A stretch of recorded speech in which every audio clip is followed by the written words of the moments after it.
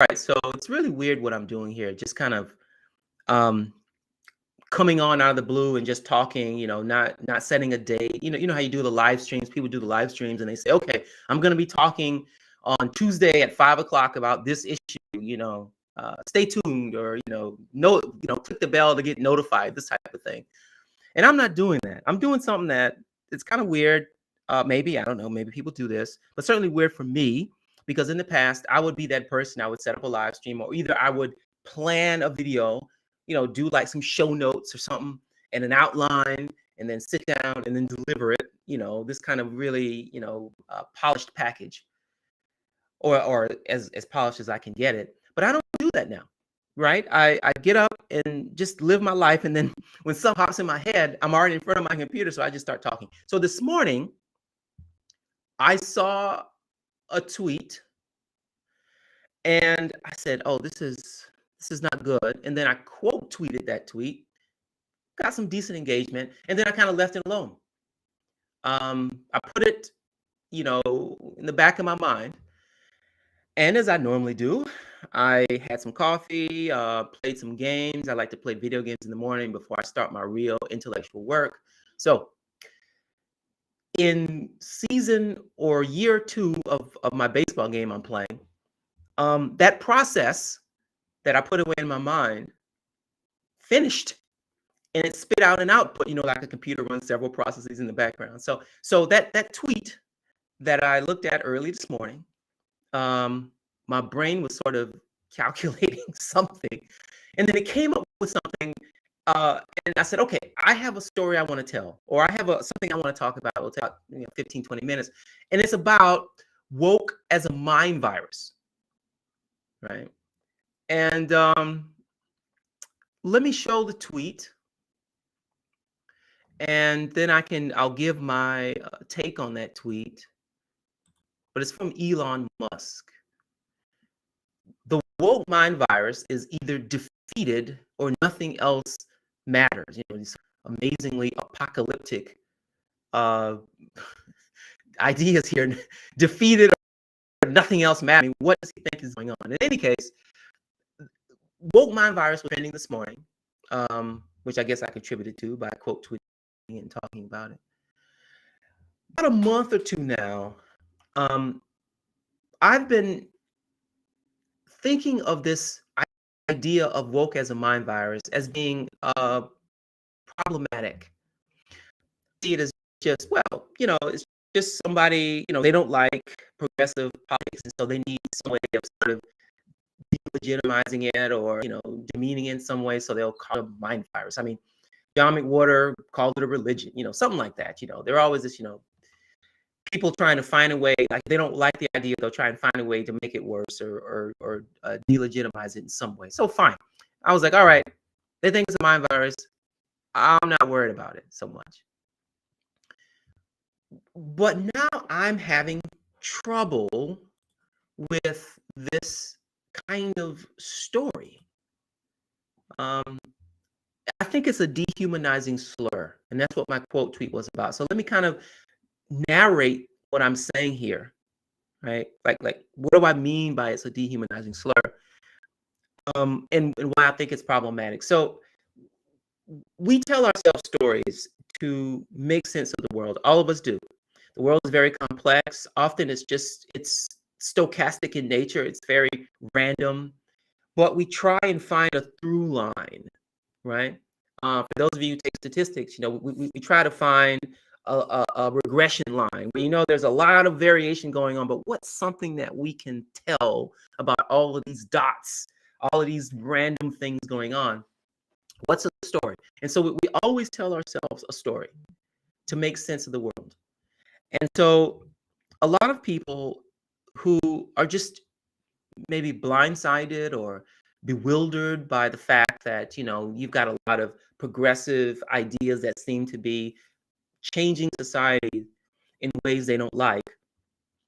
The story they tell themselves is that it's a cabal of people, a group of people who, are infected with a virus. I don't know where it comes from, maybe from a lab in China or something. I have no idea. But somehow a group of people are infected with a virus, that, means that somehow this is how I interpret this now, means that they are somehow less than human. They're not saying that. They're just saying it's a mind virus. But I'm interpreting it this way because this is the implications of it.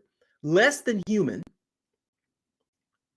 they can't think and reason like you and I can. They're just mindlessly doing something, right? Woke is a mind virus, right? That's the story that we're telling ourselves. Again, everyone tells stories, so this isn't unique to anti-wokes or conservatives, but this particular type of story is highly problematic because what you're doing is you're saying that, okay, because these people are not like me, there's something wrong with them. Maybe they're zombie-like, less than human, right? These zombie-like people are not like me or you. They got a problem. And so trying to reason with them is not going to work. Can't reason with a zombie, right? There's no reasoning with these people, right? Because they've got a virus, and I, or it's possible that they use the term religion. I've seen, I mentioned John McWhorter earlier, but I think mind virus is now like the dominant way of understanding things. So you can't reason with these people. So what do you got to do? You got to deal with them by force or something like that.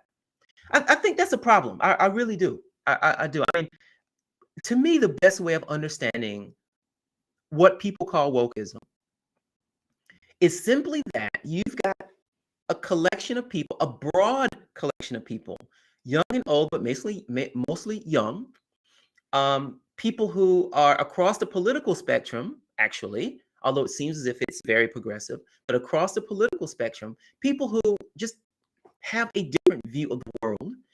And these are people who disproportionately are Generation X, Generation Y, Generation Z, millennials, and whatever else comes next. People who are 45 and younger. And they grew up in a world where there was a lot of security. And although there's poverty and income inequality, generally speaking, people in the United States have the materials they need to live a normal life. Obviously, not everyone, but in general, like even people in poverty tend to have um, uh, food and shelter, like me, food, shelter, some sort of electronics in the home, a Nintendo or something, even in poverty, right?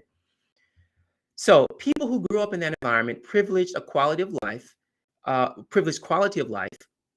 and they have a different way of understanding the world than people who are older, right?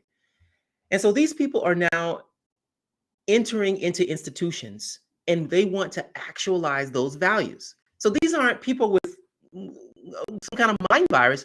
These are people who have just different viewpoints about the world, and they want to see those viewpoints represented in the world they live in and the institutions that they work. That's it. But if you narrate that as mind virus, then you take the agency away from them. You make it such that you can't negotiate or talk or see them as participating in a democratic society. You just see them as Musk said, something to be defeated. I'm going to put that up again, just so someone who might see this later and miss the opening, they're kind of zipping through or something. I'm going to put that up again to show you what I'm talking about. So this is Musk. The woke mind virus is either defeated or nothing else matters. Now, what does that mean? Now, I get it. He's kind of being tongue-in-cheek. He's trying to be provocative. But once you start the process of dehumanizing, if the story you tell about a group dehumanizes them, then that can lead to some problematic consequences. That person who's sitting in, and it could be minor, like I'm not trying to be like, okay, all, Rwandan genocide kind of thing. I'm not saying that, actually. Although that could happen in some cases, I don't think that's happening here. But I think what happens, though, is that you have a person who says, oh, that person is woke, right? And the story that they tell themselves is that they can't be, that woke person can't be reasoned with, that woke person just has a virus, there's nothing you can do, they're zombie-like. Then are they going to try and, interact with that person in a meaningful way, right?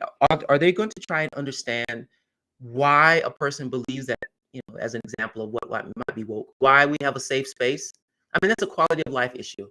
It really is. I mean, people don't, they want to paint it in a certain way, but safe spaces are a quality of life issue.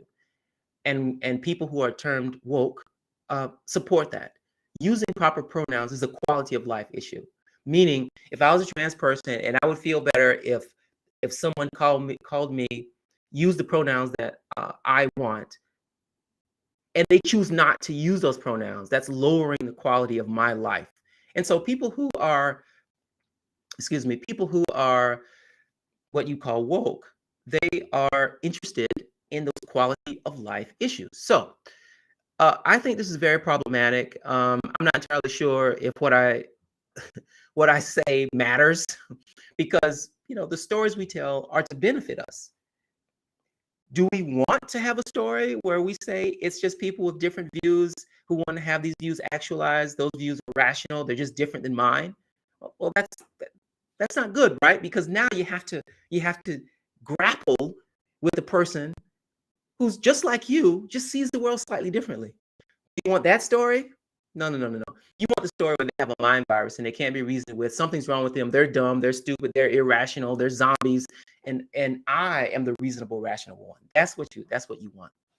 Now, to kind of end, I can anticipate, and I saw it in my quote tweet actually, people who do a what about, right? So, and they'll point out a what about on the other side. So I guess this is both sidesism. So maybe both sidesism is a subset of whataboutism. I don't know. Both sidesism is a what about where you ask the person about the other side, maybe.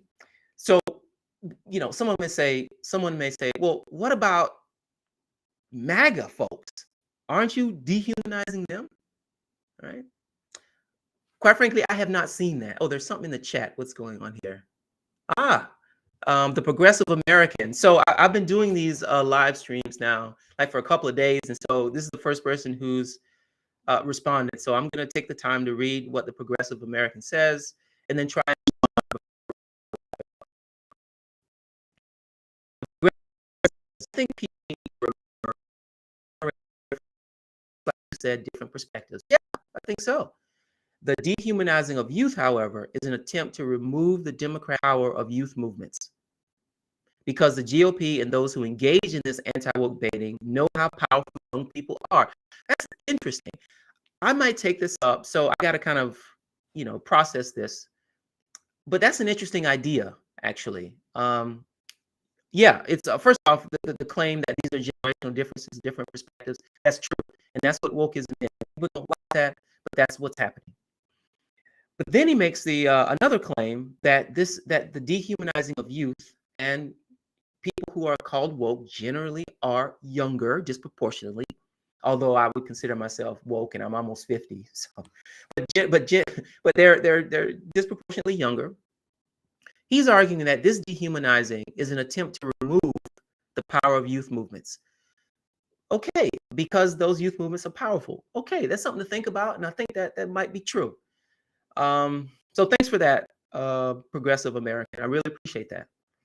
So to kind of wrap up here, I'm talking about what about. So people will bring up the what about MAGA or what about QAnon, right?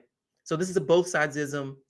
That is also a what aboutism. And so I'm like, look, I don't know. I mean, first off, if you think that that's a problem, fine, it's a problem too. Deal with both.